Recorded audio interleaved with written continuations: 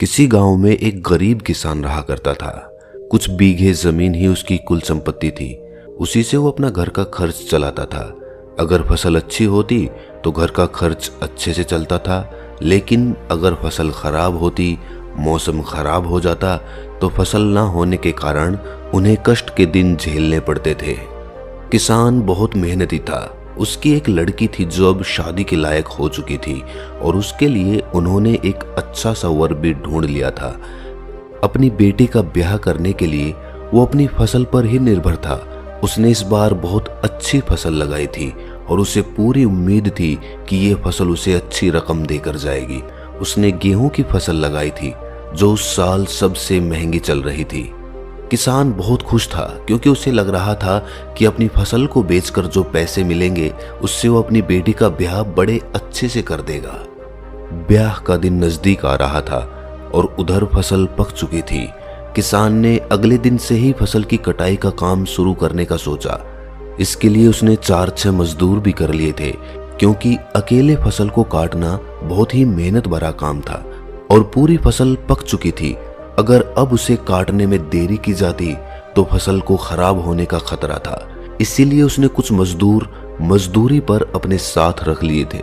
रात को किसान ये सोचकर सोया था कि अगले दिन से ही मैं फसल की कटाई का काम शुरू कर दूंगा, लेकिन होने को कुछ और ही मंजूर था। रात को अचानक आसमान में काले बादल घिर गए, बिजली चमकने लगी और कुछ ही देर में वहां पर वर्षा शुरू हो गई। वर्षा होती रहती तो भी इतनी चिंता की बात नहीं थी, लेकिन वर्षा के साथ कुछ देर बाद ओले भी गिरने लगे, जिसकी वजह से पूरी फसल बर्बाद हो गई।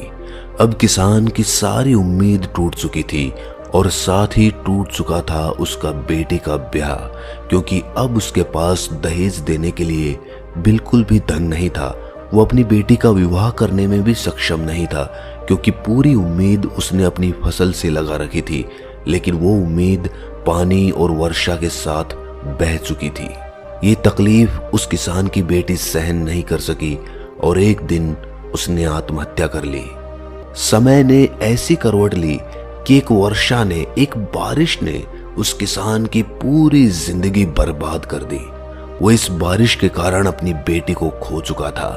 दुख और तकलीफ में वो भगवान को कोसने लगा। वो चिल्लाए जा रहा था और कह रहा था कि सबके पीछे उसका हाथ है। अगर वो भगवान उस रात बारिश नहीं कराता तो मेरी बेटी आज जिंदा होती, उसका ब्याह हो जाता। लेकिन वो भगवान, वो अन्न का देवता, ये चाहता ही नहीं था कि मेरी बेटी जिंदा रहे। उसे पता ही नहीं है कि दुनिया कैसे चलानी चाहिए, और ये कह कहकर वो भगवान को गाली दिए जा रहा था। उस आदमी की चीख पुकार उसके अंतर्मन से निकल रही थी और उसके अंतर्मन की आवाज सुनकर अचानक आसमान में भविष्यवाणी होती है कि तुम ऊपर वाले को क्यों कोस रहे हो। वो जो भी करते हैं अच्छा करते हैं, लोगों की भलाई के लिए करते हैं। भले ही तुम उस चीज को नहीं देख पा रहे, लेकिन तुम एक दिन जरूर समझ जाओगे कि जो होता है वो अच्छे के लिए होता है। ये सुनकर वो किसान और ज्यादा आग बबूला हो जाता है। वो अन्न के देवता को दुत्कारता हुआ कहता है कि अगर वो उस रात बारिश नहीं करते तो सब कुछ अच्छा चल रहा होता, लेकिन उस बारिश के कारण क्या अच्छा हुआ, किसका अच्छा हुआ? सभी किसानों की फसल बर्बाद हो गई और तुम कहते हो कि जो होता है अच्छे के लिए होता है। दुनिया कैसे चलाई जाती है वो मैं तुम्हें बता सकता हूँ। तुम भगवान हो, अन्न के देवता हो, लेकिन तुम्हें नहीं पता कि दुनिया कैसे चलानी चाहिए। अगर तुम मेरे नजरिए से दुनिया चलाते तो इस दुनिया में कोई भी दुख में नहीं होता, कोई भी तकलीफ में नहीं होता। ये सुनकर आसमान में से एक और भविष्यवाणी होती है। इस बार भविष्यवाणी में कहा गया था कि प्रकृति की सारी ताकत, देवताओं की सारी ताकत तुम्हें सौंपी जाती है। अब तुम अपने हिसाब से दुनिया चलाओगे और देखते हैं कि तुम्हारे हिसाब से चलाई हुई दुनिया में कितने लोग खुश रहते हैं। और इसी के साथ उस किसान के पास सारी ताकत आ चुकी थी। अब वो अपने तरीके से प्रकृति को काबू कर सकता था। जब चाहता तब बारिश करा सकता था, जब चाहता तब धूप निकाल सकता था या हवा चला सकता था। अब सब कुछ उसके हाथ में था, उसके काबू में था। चूंकि वो आदमी किसान था, इसीलिए उसने सोचा कि सबसे पहले मैं किसानों को ही खुश करना शुरू करता हूँ। उसने अच्छी फसल तैयार करने के लिए उसको उतना ही पानी दिया, उतनी ही बारिश कराई जितनी की उन पौधों को जरूरत होती थी। इसके बाद उनके ऊपर उतनी ही धूप डाली जितनी कि उन पौधों को अच्छे से विकसित होने के लिए चाहिए होती थी। मतलब कि उसने हर वो अनुकूल पर्यावरण तैयार किया जिसकी एक फसल को अच्छे से विकसित होने के लिए जरूरत होती थी।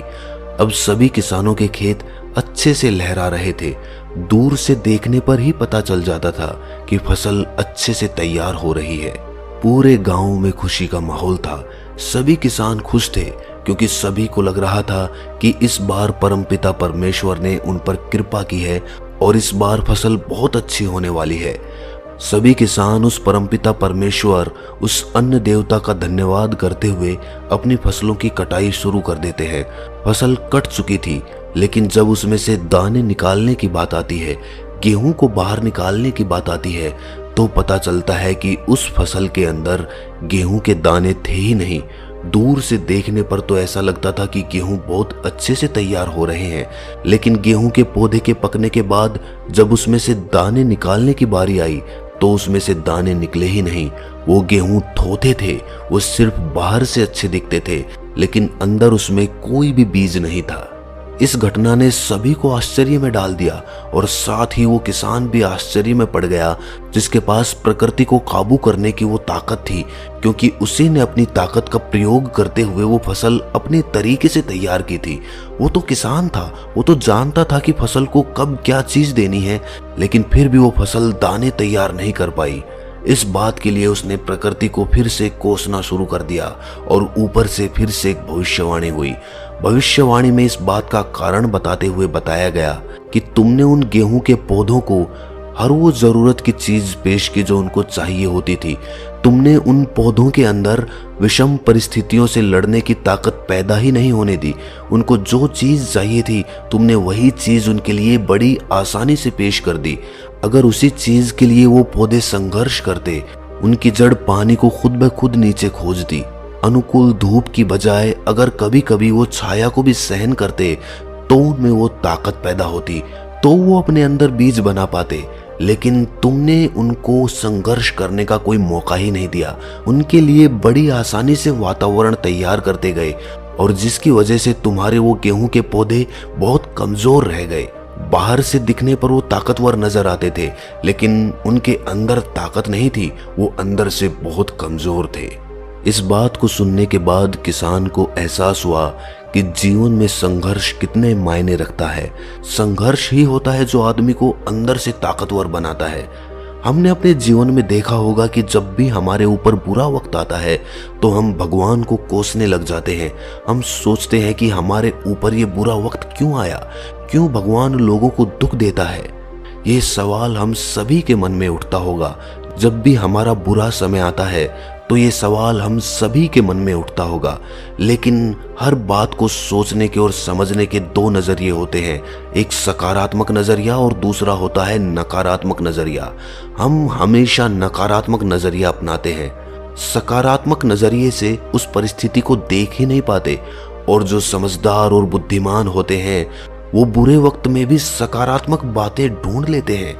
बुरा वक्त जिंदगी के बारे में जो पाठ हमें सिखा कर जाता है वो अच्छा वक्त हमें कभी भी नहीं सिखा सकता है, कभी सिखा भी नहीं पाएगा, क्योंकि अच्छे वक्त में तो पूरी प्रकृति, पूरी दुनिया, सभी लोग आपके साथ होते हैं, आपके हिसाब से चल रहे होते हैं। लेकिन जब वक्त बुरा चलता है तभी हमें दुनिया की फितरत पता चलती है।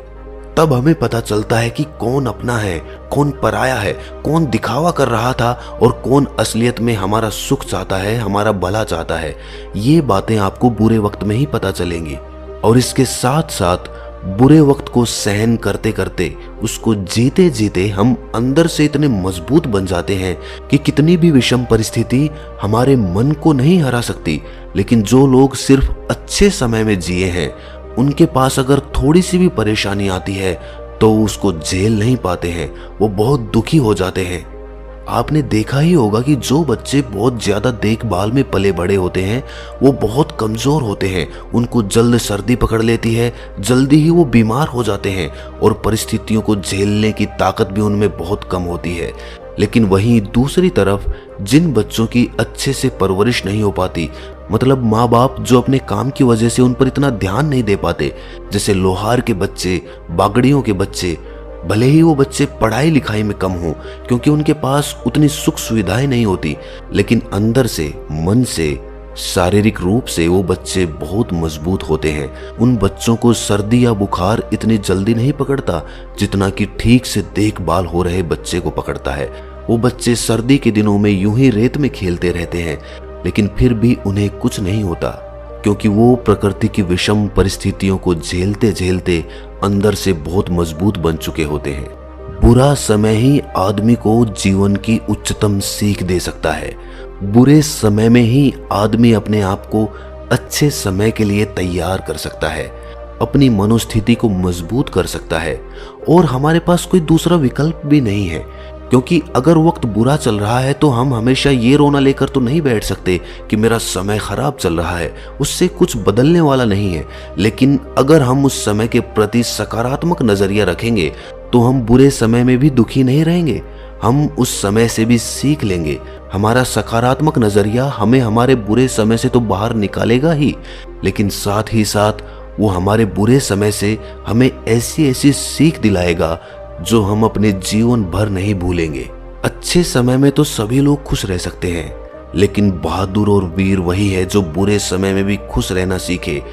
माना अपनी जेब से फकीर हैं, फिर भी यारों दिल के हम अमीर हैं।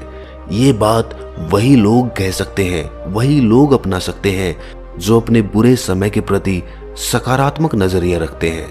असलियत में बुरा समय या अच्छा समय कुछ होता नहीं है, वो सिर्फ हमारे मन का एक जाल होता है, एक भ्रमजाल होता है। परिस्थितियां जीवन में हमेशा बदलती रहती है क्योंकि जीवन चलते रहने का ही नाम है। ठहर जाने का नाम जीवन नहीं है, वो तो मृत्यु है। और जब तक मृत्यु नहीं आती तब तक जीवन यूं ही चलता रहेगा और परिस्थितियां यूं ही बदलती रहेंगी।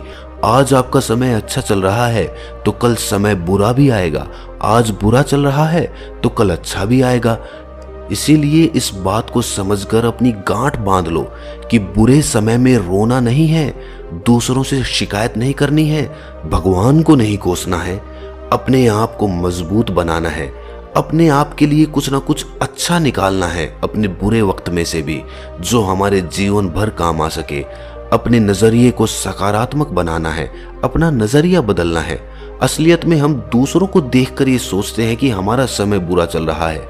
अगर आपके आसपास सभी एक ही परिस्थिति में हो, सभी के साथ एक जैसी घटनाएं घट रही हों, तो आपको दुख नहीं होगा, आपको लगेगा कि दुनिया ऐसे ही चलती है। लेकिन जब आप अपने आसपास देखते हो कि आपका पड़ोसी या आपका रिश्तेदार इतने अच्छे समय में चल रहा है, इतना अच्छा जीवन जी रहा है, तब आपको अपना जीवन बेकार लगने लगता है। तब आपको लगता है कि मेरा बुरा वक्त चल रहा है, बाकी पूरी दुनिया मजे में है। आप बाहर की दुनिया को देखकर खुद को दुखी महसूस करते हैं। दूसरों से तुलना आपको हमेशा दुखी देगी।